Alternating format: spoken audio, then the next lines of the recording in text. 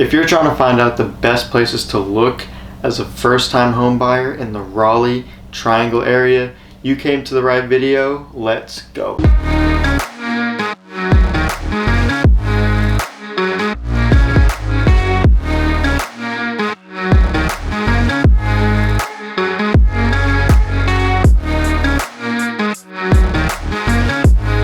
So what's up guys, my name is Jon Tennant with the Jim Allen Group right here in the Raleigh Triangle area.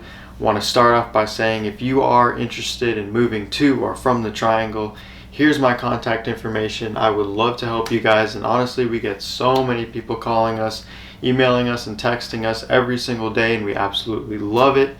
Let me know how I can help you. Reach out in whichever way you feel comfortable. And now without further ado, let's get to the video. So I want to first start off by saying I'm judging these places based off of 3 criteria. As a first-time home buyer, you're gonna want to keep these 3 criteria in mind when you're searching for a home. The first one, and a lot of people don't really consider this, is equity build over time. So another word for this is appreciation, and you might have heard this, but you're not really sure how it works or what it really means. But basically is the home over time actually increases in value. And that's great as a first-time home buyer because the average amount of time that you're actually going to be in your first home is roughly 5 to 8 years. So at the end of that 5 to 8 year period, when you decide to sell it and it's gone up in value, you take that profit and use it now as a down payment on your actual dream home or the house that you really want. So most of the time when you're moving into your first time house, it's not going to be that ideal beautiful house that you're really thinking of, but you kind of have to settle because in the long run you're going to get that house that you really do dream of getting. So that's one criteria. The second criteria I'm thinking about is I'm trying to stay within a 20 to 30 minute drive of the center of Raleigh because that's where most of the people are working. Now if you work in RTP or Durham, then it's a little bit of a different story, but you're still going to get a general idea of what to look for in certain areas. And then number 3 on the criteria list is value. So are you getting a brand new home? Are you getting a used home? Are you getting a refurbished home?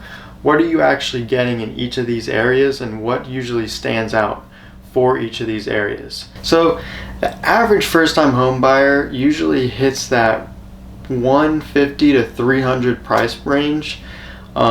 A lot of them are single or recently married, or maybe even just dating at the time, but usually it hits that $100 to $300 price range. And the one, just in general in Raleigh, just so you guys are completely aware of what's going on, it's almost, I wouldn't say impossible because I hate that word, but it's going to be really hard to find a single family house below 180 price point. You can definitely find condos, you can definitely find townhomes below that 180 price point, 1 to 180, you can definitely do it, but they're probably not going to be single family homes, and if you do, they're going to be older, fixer-upper type situations. So if you're cool with a townhome and you're cool with a condo, then you can definitely find something super cheap in the Raleigh or the Durham area, and that's where most of the townhomes in the condos are located. There's not a lot of condos in these bedroom communities like Nightdale and Cary, but there are plenty to choose from in the Raleigh and the Durham areas. So let's talk about Durham first off, because it's still only about 25 to a 30 minute drive max to the center of Raleigh, or if you work in Durham then even better. But the average first-time home buyer house in Durham is going to be sitting on probably about a 1/4 acre of land and hitting somewhere between 1,100 to maybe 1,300 square feet, maybe a little bit lower in that 900 range, but you're going to get probably 2, 3 smaller sized bedrooms and a little bit of land, but super easy access to the downtown area. A lot of the houses still in that downtown area are reasonably cheap. I'm personally guessing that's not going to last for a really long time. 10 years down the road, just like it did in Raleigh, those houses are going to go up a lot in value. I guarantee it. Garner is probably the best bet if you're looking for just the most amount of actual house for what you're paying for. Garner is also growing as far as commercial and residencies, not as fast as other places like Wake Forest and Nightdale, but you kind of have that trade-off because you can get a bigger home for less money.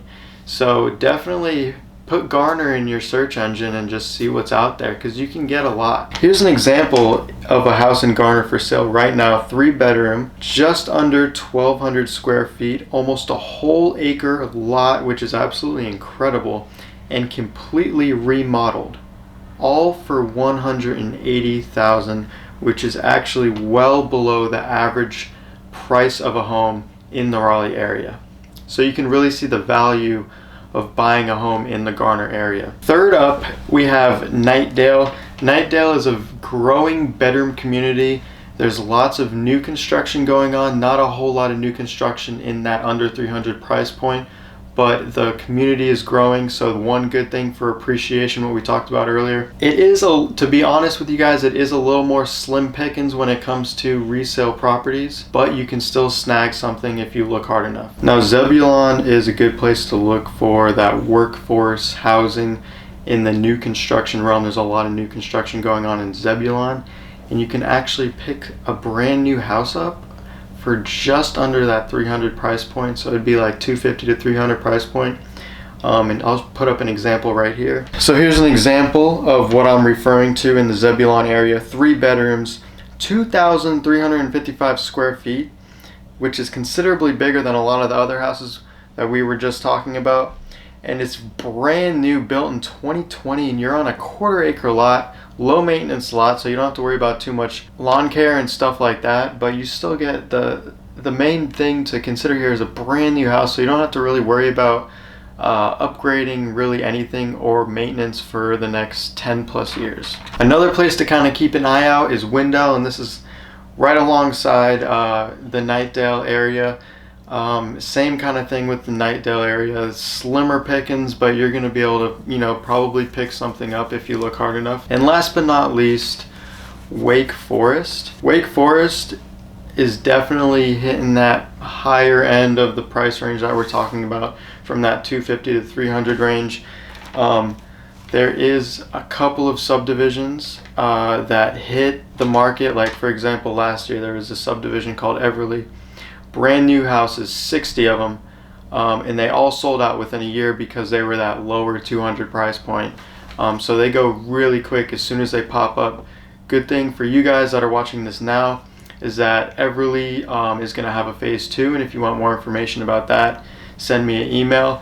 And also there's another new subdivision that's going to have duplexes, townhomes, and single family homes in that Wake Forest area, brand new, and it's going to be in that probably upper 200 to upper 300 price point, so that workforce housing once again, and that's going to be coming up within the next year or so, and breaking ground within the next year or so. So another thing to look out for if you wanted to snatch up a new construction home in the Raleigh area, and Wake Forest is an amazing place. So yeah, anyway guys, I just wanted to give you a quick rundown.